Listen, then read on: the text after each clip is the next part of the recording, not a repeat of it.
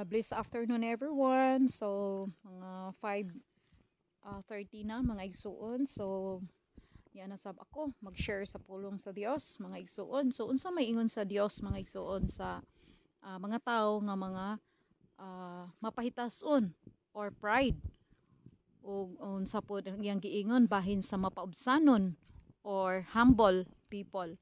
So ang iyang giingon mga igsuon ang mga mapahitason nga tao iya gikining santaon ug katong mapaubsanon iya kining hatagan og grasya.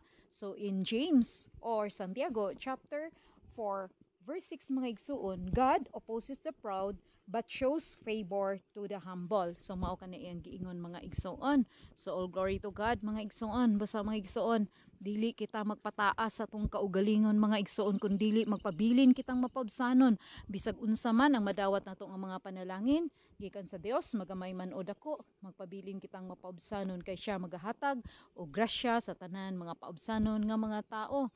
All glory to God. Jesus loves you and I love you all.